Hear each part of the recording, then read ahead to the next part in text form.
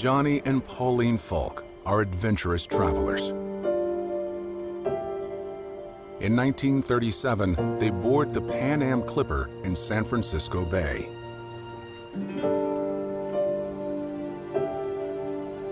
Pan Am has just begun the first commercial air service across the Pacific. It's no simple task. The small float plane faces an 8,200-mile flight path. It pushes the limits of its range to fly between tiny dots scattered across the Great Sea. Airborne at last, Pauline writes in her diary, "The flight is so smooth. There's no feeling about it." After 19 hours, they make their first landing. Perl-Harbor, Hawaii. This American territory is barely American. Its people are more rooted in the Pacific.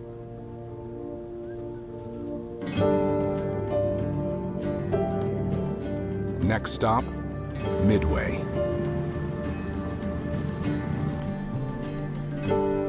Johnny films an idyllic scene on an island that will soon become infamous. The Goonie birds are marvelous in the sand dunes.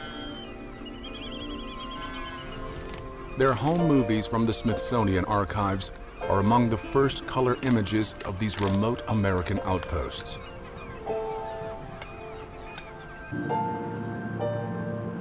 Then, Wake Island.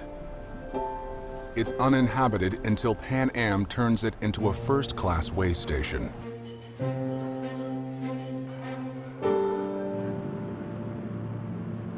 It's another 11 hours over the open sea to Guam. The most tropical place yet.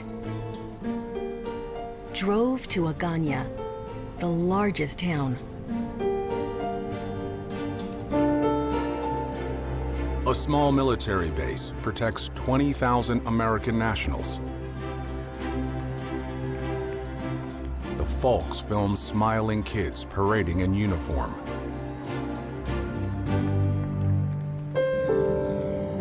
Their next stop will be a much longer stay.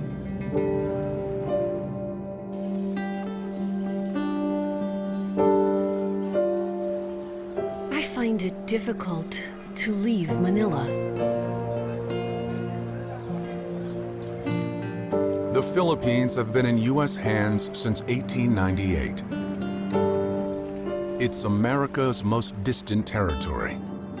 The edge of a young empire defined in neon.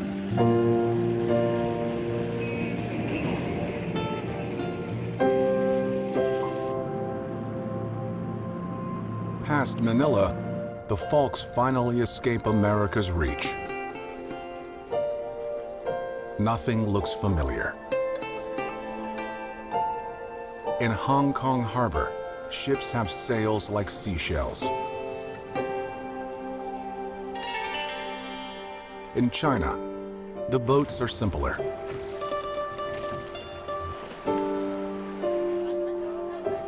And the people are spellbinding.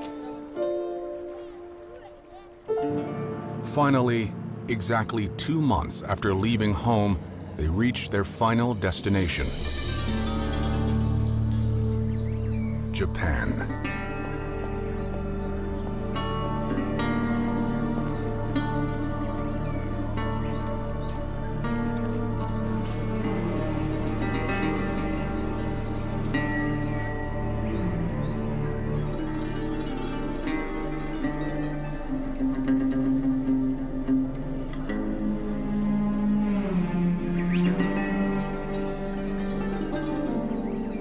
Johnny and Pauline's journey is remarkable, and their path is prophetic. They have crossed an ocean that Ferdinand Magellan named Mar Pacifico, the peaceful sea. by the wave of war will soon obliterate the folk's footsteps, replacing scenes of peace with scenes of a cataclysm no one can yet imagine.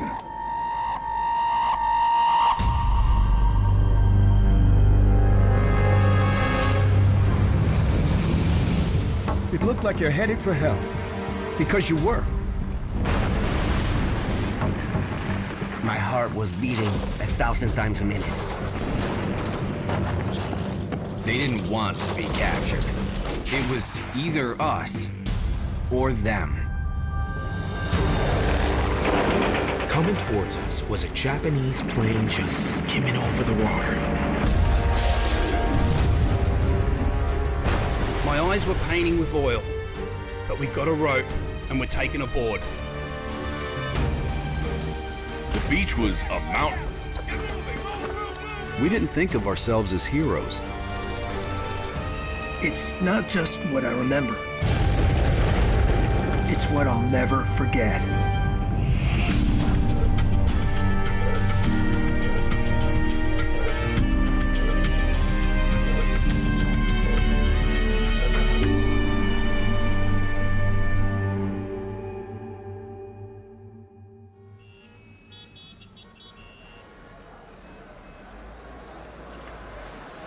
Philadelphia, 1939. There's a buzz building inside Municipal Stadium. A marching band warms up the crowd on a chilly December day.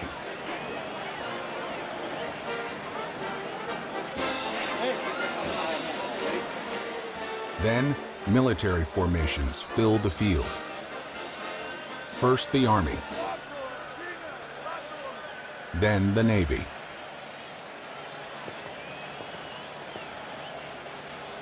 Once the field is clear, the battle begins.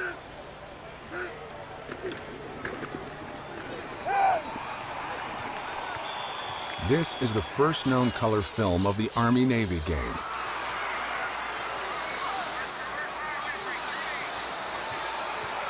Colonel Wilbur Dockham shoots from his corner seat.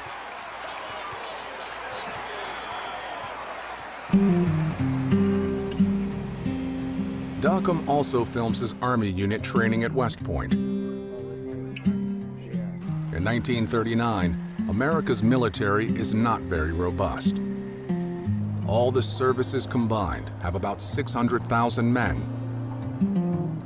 Back at the warehouse, everything looks dated, right out of World War I. The average foot soldier still carries a 1903 Springfield rifle. Training is sincere, but not always serious. I was a radio man. I only fired my rifle once the whole damn time I was in the Army. The Army figures less than half of its troops are properly trained. They're barely literate. 75% haven't finished high school, and 41% never started it. Americans greet their military with a collective shrug. When Dockham's unit parades through town, few people stop to watch. It's more sideshow than show of force.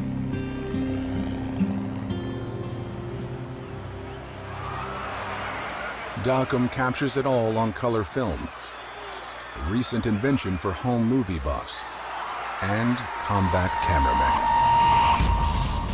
I was carrying 2 hand cameras. We were laying on the beach watching this. Guys were getting blown to pieces.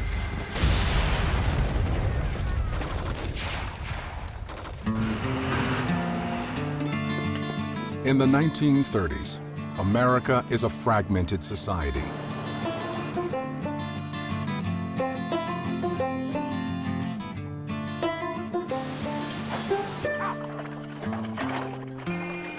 About the only thing everyone faces in common are the fierce headwinds of the Great Depression.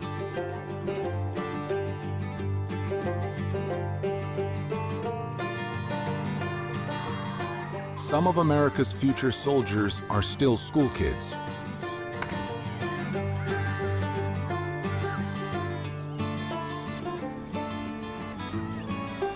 Armand Mafuccio hustles to make a few extra bucks for his family of Italian immigrants. I'd get up early and work with the baker first. Then after school, I'd go back and help him make the bread. For a few dollars, you'd go any place. You just go get it. Michael Carilla frequents the movie house to follow the war already raging in Europe.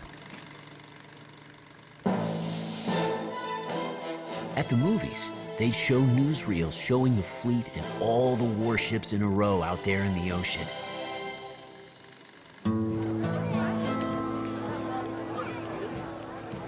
In 1940, Americans re-elect President Franklin Roosevelt, banking on his promise to stay out of the war.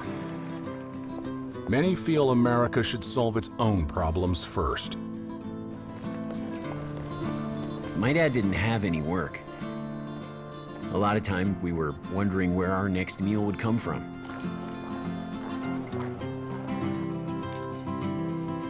Most people think going to war will be an economic step backward. 2/3 think it will make the next generation worse off. America's focus is inward. Most live out their lives without venturing much beyond the horizon of their own needs. But in a few months, some will venture farther than they ever dreamed.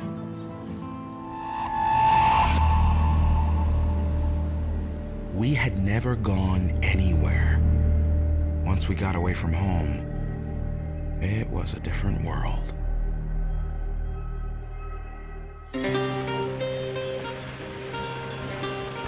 Shanghai, China. Here, cultures intersect. It's a Chinese city with an American and British settlement. Streets reveal a global mix of carts and cars. It's an international crossroads, but Japan has it in its crosshairs.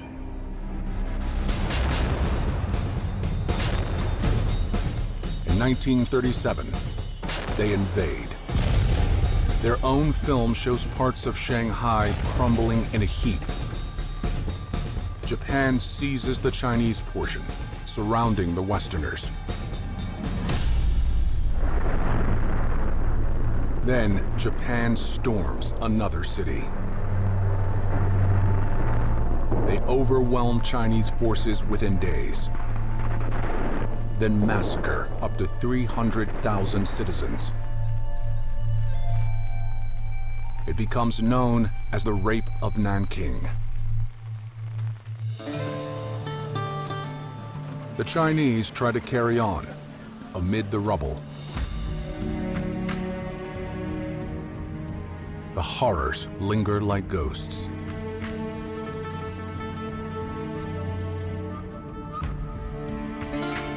On this pockmarked building, the invaders flaunt their flag like a brand. Japanese soldiers signal a new imperial presence. America wonders if Japan's ambition ends here or extends to one of its own territories nearby. Sirens in Manila were going off. We began to get a picture that it wasn't looking good.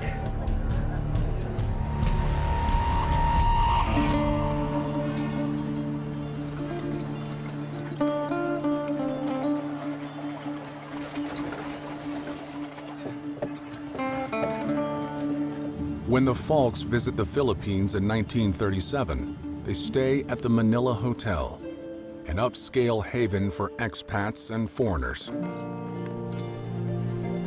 As Pauline enjoys the warm breeze coming through the hotel window, another family is living upstairs in the penthouse. Little Arthur, his mother Jean, and his father Douglas. These are the personal films of General Douglas MacArthur. He's retired from the U.S. Army, winding down his career by serving as an advisor to the Philippine government. He oversees a joint force of 130,000 Filipino and American troops. With adequate protection, this country will flourish as a brilliant product of democracy. But protection is not adequate. Filipino troops are barely trained and poorly equipped. They had 6-shooter pistols, believe it or not. Colts. They were so old, you couldn't even get ammunition for them. Robert Brown admits his own American forces aren't much better off. We had World War I hand grenades. You could pull the pins and hit them with a baseball bat, and they would not go off. If war breaks out, the Philippines are in grave danger. MacArthur wonders why 16 million American nationals are barely protected. The apparent disinterest on the part of the United States is incomprehensible. But if Army officers are worried, they don't show it.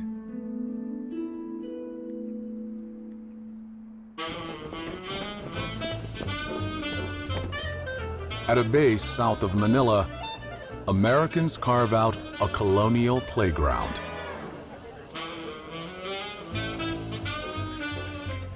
Recreation includes rousing games of bicycle polo.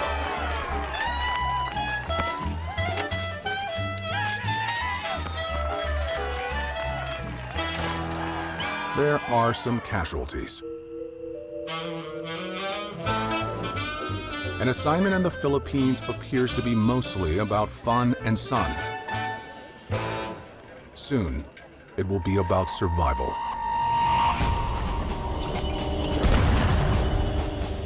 As I was going out front, I got shot in the leg.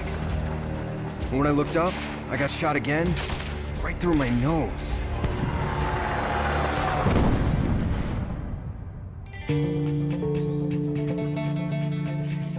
The epicenter of the coming earthquake is Japan. Its proud history stretches back 2,000 years. It's become wary of encroaching Western influence in Asia, thinking they should be the ones to lead the continent into the future. But Japan is also stuck in the Great Depression, and many think expansion is the only way to crawl out of it. People are looking for a breakthrough because times were hard, and no one thought of war in a realistic way.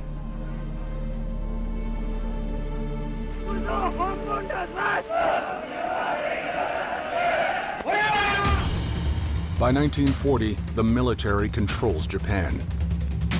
They have 1.5 million men in uniform, more than double America's forces. The manpower comes from within. The raw materials come from its growing empire. They lacked sugar, so they took Formosa. They lacked iron, so they took Manchuria. They lacked hard coal and timber, so they invaded China. They lacked security, so they took Korea. They intended, by force of arms if necessary, to establish an economic sphere completely under their own control. But waves of Japanese expansion have yet to reach here. Hawaii. The famous crossroads sign in Honolulu shows just how far it is from anywhere.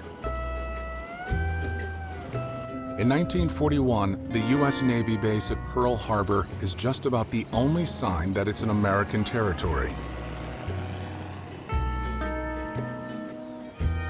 Mostly, Hawaii hums to its own tune.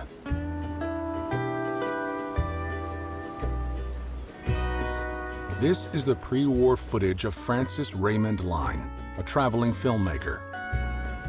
His color film unspools like a perfect travel brochure. We discovered a dozen rainbows, some even 2 at a time. Our camera drank in scenes of the harvest and cattle being loaded by rope and derrick onto ships offshore at the Parker Ranch. Hawaii has its own way of doing things. It's not used to cultural convulsions. Change usually comes on the slow boat.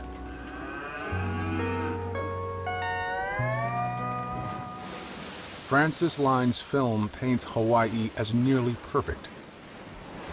It's paradise framed by crashing waves. A roaring perimeter with wondrous views of the Pacific curving out of sight.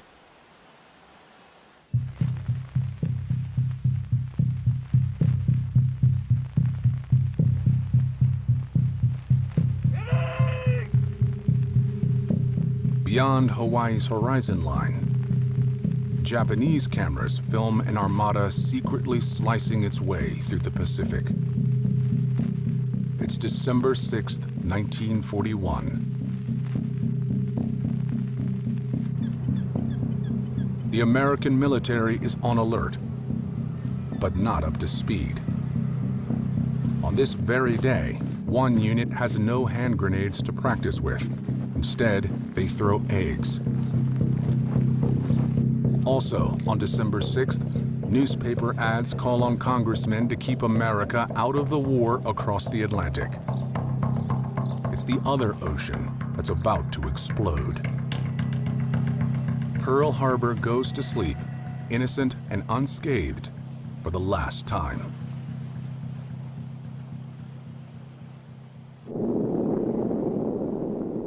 The next morning, one colonel is up early and assumes he's watching a military exercise. Very realistic maneuvers. I wonder what the Marines are doing to the Navy so early on Sunday.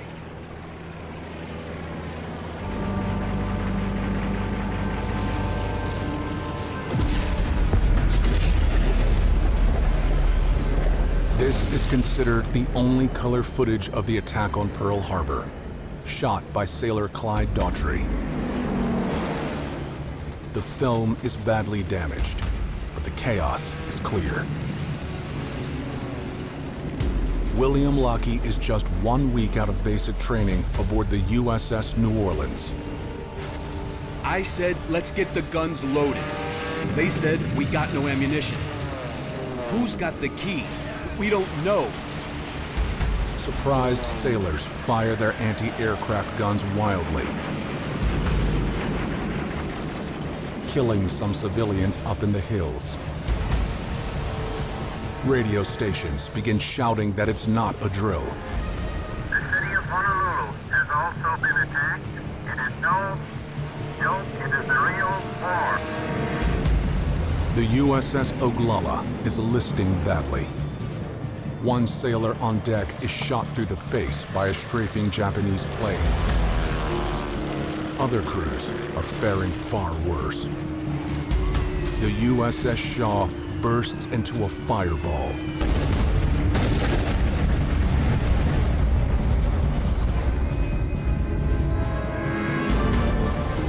The boys were out there in the water in all that oil. They'd come up, knock the oil out of their way and catch a breath, then go back down.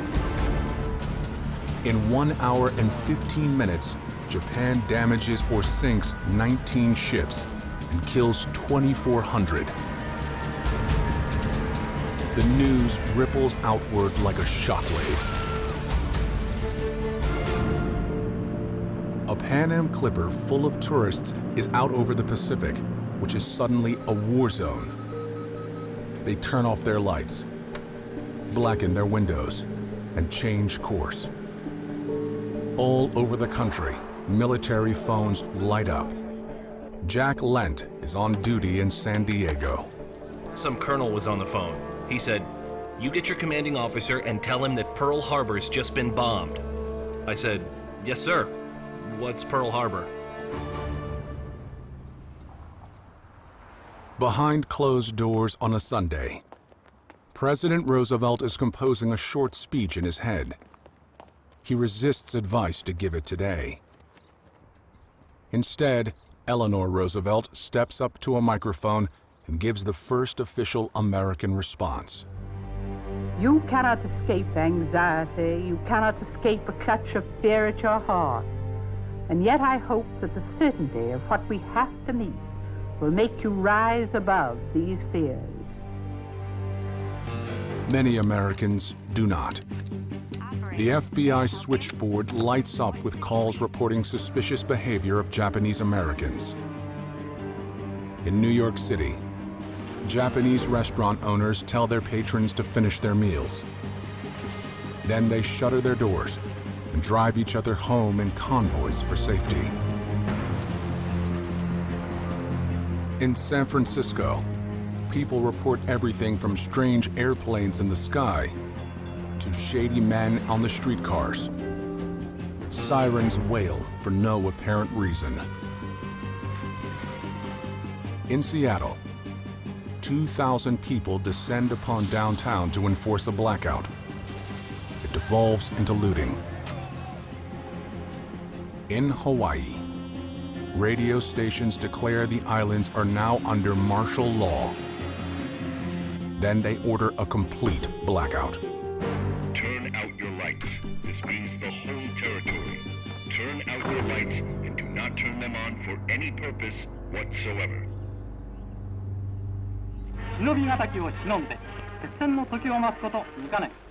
America is on its heels, and Japan isn't finished. The next 48 hours shock the world.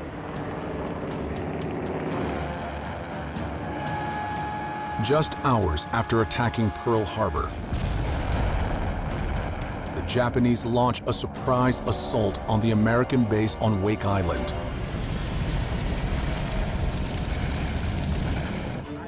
Fearing a land invasion, a Pan Am Clipper captain jams 70 civilians onto his plane. Way overweight, the plane finally gets off the water on the third try. Then Japan bombs the U.S. military base on Guam that the Folks filmed a few years earlier. In 3 days, they capture the island and take 20,000 American nationals prisoner. Also on December 7th, Japan invades the Gilbert Islands, a British colony. They also fall in 3 days. Japanese forces on the way back from Pearl-Harbor shell Midway Island. Repelling fire drives them off, but not before the American base takes a hit.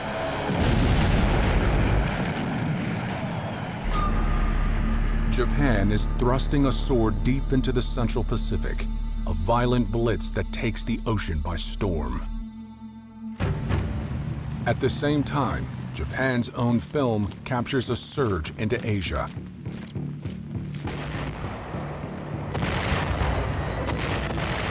They begin bombing the Philippines on December 8th. On the same day, they invade Thailand and soon roll into Bangkok. They attack the British colonies of Hong Kong and Singapore. And they storm the rest of Shanghai, overrunning the British and American enclave. Stuck on a small base in China is a company of U.S. Marines, now completely surrounded by the Japanese. Superiors order them to surrender without a fight. Sergeant Robert Smith marches into captivity as the victors switch out the flag. Look what's up there now. A flaming red asshole. Before the world can react, Japan cleaves its way into Southeast Asia. They light the fuse of war all around the Pacific.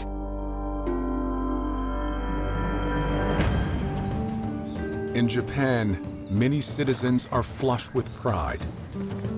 But there's an undercurrent of anxiety. We were assured we would not have to worry. America was a democratic nation, and so disintegrate and collapse. They can't unite for a common purpose. One blow against them, and they'll fall to pieces. Back in Washington, Roosevelt addresses Congress. Yesterday, December 7th, First, he makes a few last-minute revisions. a date which will live in infamy. For years, the nation felt stuck. Now, it feels stung. There is no blinking at the fact that our people, our territory, and our interests are in grave danger. America is at war. Most didn't want it, but most will have to join it, either in support at home or in uniform beyond.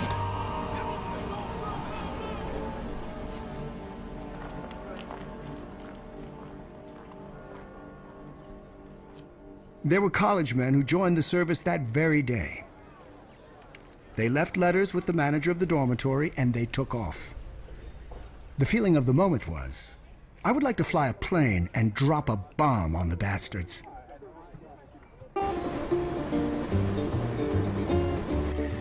That trip to West Virginia to have my physical was the first time I was ever out of the state of Ohio. Roughest ride I ever had in my life. I like traveling on a gravel road for 2,000 miles. I swear, they had square wheels. My examination took probably 30 seconds. Drop my pants, check forward and aft, check and see if I'm breathing.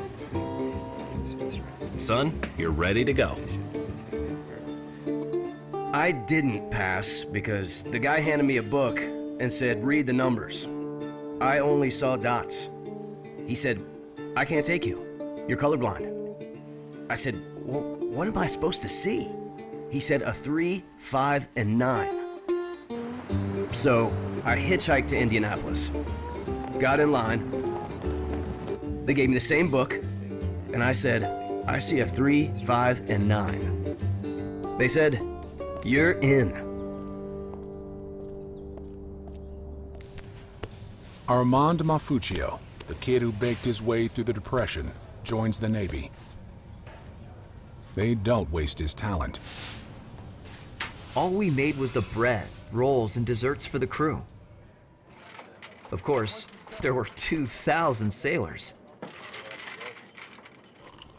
Michael Kurilla, who admired Navy ships in the newsreels, also takes the plunge. They gave us our uniforms and everything. They gave us our caps. Then they'd give us our haircuts, and the caps didn't fit anymore. Our ears were holding them up. First stop, the pool. They practice treading water, while someone tries to hold them under. But deeper water awaits, in an unlikely place. These are cadets in Northwestern University's Naval Reserve Midshipmen's School near Chicago. They are called 90-day wonders because that's how fast the program is in wartime. Lake Michigan isn't exactly the Pacific Ocean, but it'll have to do. They study navigation and the fine art of swabbing the deck. They're literally learning the ropes. Finally, they practice the choreography of gun work. Now, they have time to break it down step by step. Soon, they won't. They peeled off and dove on us. They got close.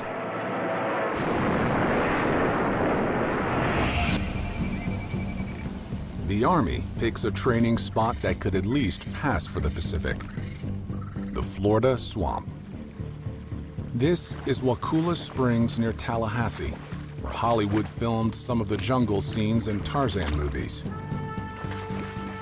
Now, the Army is filming its own recruits, trying to master an environment more common in New Guinea than North America. The horrors of Pearl-Harbor inform a few of the drills. Smokescreen maneuvers. Swimming around an oil fire. This is not the Army Thomas Bay had in mind. I chose the Army over the Navy because I'm scared of the water. I didn't know how to swim. No one quite knows what fighting across an ocean will look like. They ford a river by making a hand bridge of rifles. They use their tents and poles to make a supply raft. They practice hiding from the enemy with synchronized ducking.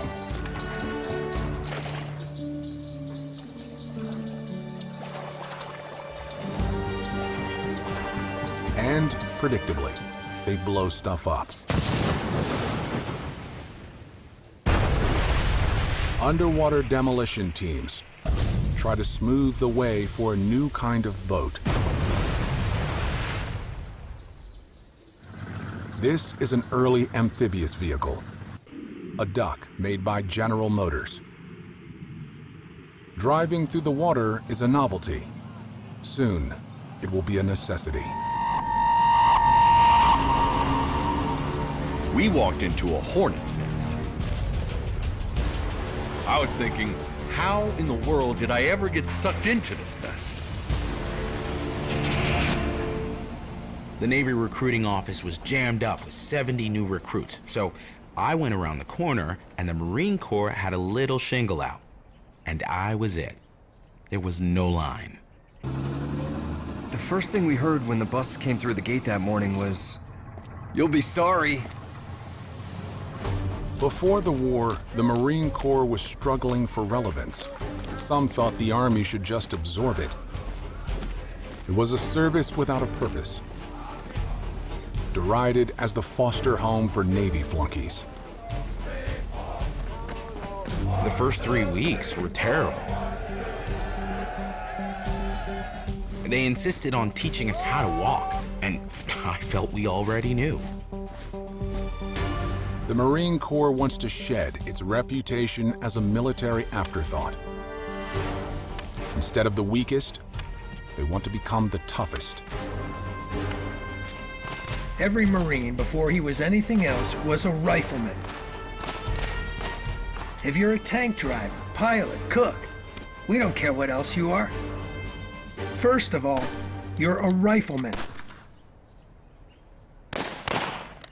They'll be using their rifles as part of a new tactic: the amphibious assault. The Marine Corps adopted this doctrine only 6 years earlier, with a publication called Tentative Manual for Landing Operations. They can't afford to be tentative anymore. The doctrine was in search of a war, and now it's here, just as they're cracking the book on how to do it. As they rehearse storming a beach in North Carolina, it looks clunky. This ramp door jams, and Marines have to pile out over the sides. Some experts consider the whole idea complete folly. We had no idea in the world how we were going to use this type of training. In 1940, there are fewer than 30,000 active duty Marines total. In just 3 years, that'll be the number invading a single Pacific island. None of these guys can really see that coming. We just thought the Japanese couldn't possibly carry on a very long war. We thought it would be over in a matter of weeks. The Japs whipped us for 3 solid weeks. We couldn't move more than 2 yards a day. It was just hell, day and night. This is your ship. Look at her. She's a symbol of our American industrial skill. That skill is now under the gun. The Navy needs thousands more ships. Fast. In Portland, Oregon, shipyards grow like weeds. Industrialist Henry Kaiser owns 3 of them. This is Kaiser's own film of his Portland operation. He builds mostly Liberty ships, cargo and transport vessels that will carry the war across the Pacific. Workers come from all over the country, men, women, and entire families. Kaiser builds a town near Portland just to house them all, Vanport City, population 42,000. Many just call it Kaiserville. By the end of 1941, nearly half of America's heavy industry workforce is working on defense contracts. Bullets in Indiana, rivets in Kansas City, parachutes in Utah. But not all war weapons are built from scratch. War had exploded over the entire world. Every Pan-American route was now a war route. The Pan Am Clipper, the same airplane that brought the Fox to Asia in peacetime, becomes a wartime workhorse. They're still the only planes that can carry a big load across an ocean, so the company becomes a de facto wing of the U.S. military. And all crews get new uniforms to match.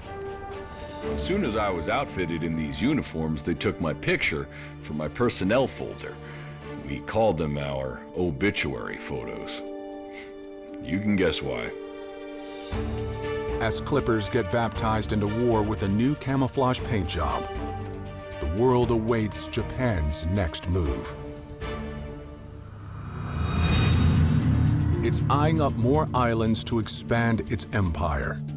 Java and Timor have important resources to harvest. Standing in the way is the small air and naval base in Darwin. On a sunny Thursday morning, Japan slashes into northern Australia. By the time sailor Monty Tuckerman grabs his camera, the Japanese planes are gone. It's the only color footage of the raid on Darwin, a surprise attack considered to be Australia's Perl-Harbor. With one big crash, they dropped their entire loads. With a noise like the roll of heavy thunder, red and yellow flame shot into the air. 11 ships belch out their last breath of acrid smoke before disappearing undersea. The Japanese don't stop at the harbor. They bomb buildings in town. People run for the hills, fearing a land invasion. The attack kills 235 and injures hundreds more, all in a town of only 2,000. Clouds of war now rise over a nervous Australia, a nation right in the shadows of an expanding and unpredictable empire.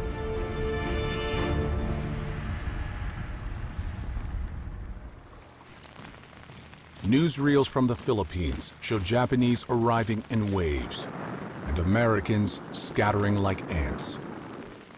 They handed each one of us a can. I got a can of cherries. And they said, disperse. I mean, we just dispersed. We didn't know what the hell we were doing. There's no color footage of the brutal fight for the Philippines. Cornered on the Bataan Peninsula, Americans have little food and no reinforcements. MacArthur holds out on Corregidor. Japanese film shows their overwhelming advantage. Soon, they're celebrating in Manila. MacArthur and his family escape to Australia as Corregidor falls. Those left in the Philippines are no longer enjoying a sunny deployment. They're enduring their darkest nightmare. These very boys are now dead, starving, or captured. That was something I told my mother that would never happen. I'd be behind the front lines. Wrong. Dead wrong. Japan has uncoiled a ferocious, multi-pronged attack across land and sea in several directions. The U.S. is still creating its wartime organizational chart. Roosevelt puts the Southwest Pacific into General MacArthur's hands. He's already glaring at the Philippines with revenge in his eyes. The vast open seas of the Central Pacific will be under Navy Admiral Chester Nimitz. The two men could scarcely be more different. Nimitz is a soft-spoken leader by example who shuns attention. He loathes PR men who suggest he show more pizzazz. In contrast, MacArthur is a man of sweeping statements, grand gestures, and a fondness for any recording device that can capture them. These top men from the Army and Navy now have the Pacific War on their shoulders. Like the football game between their services, it'll be part camaraderie, part competition. But their boss calls the first play.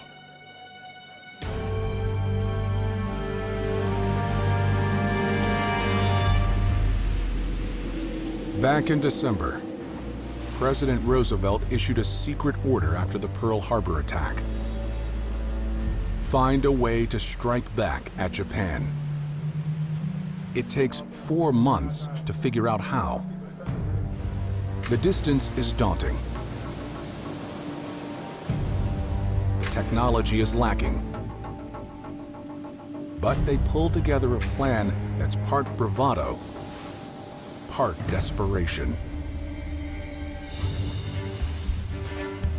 Ships cut through a stormy Pacific in radio silence,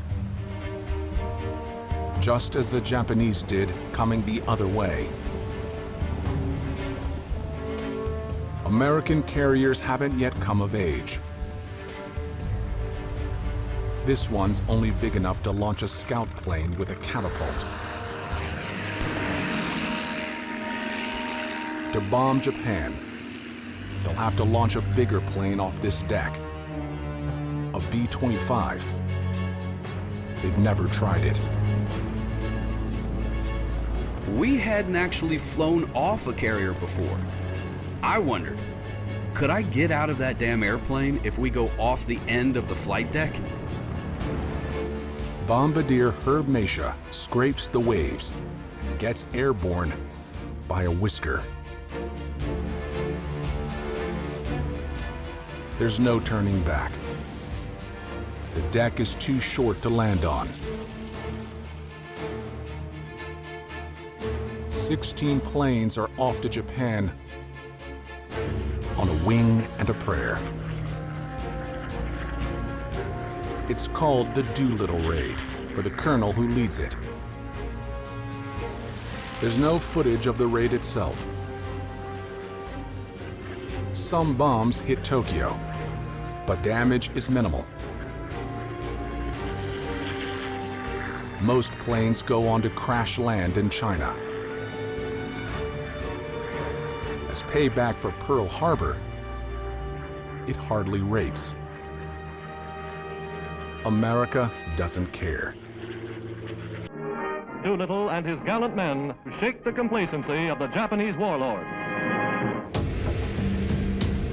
It will take more than a few bombs to win the Pacific War. It will take weapons yet to be built, teamwork yet to be tested, and blood yet to be spilled. For now, the combatants remain an ocean apart.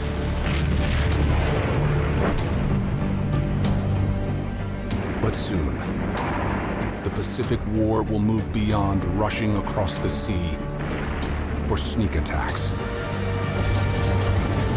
Instead, it will collide with gruesome force, with young men meeting face to face to slug it out.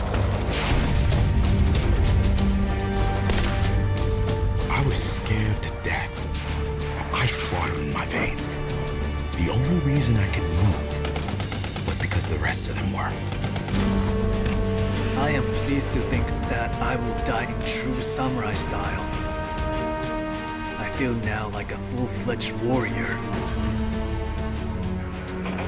The stakes are unblinkingly clear. Succeed and control a third of the globe. Fail and crash into the abyss.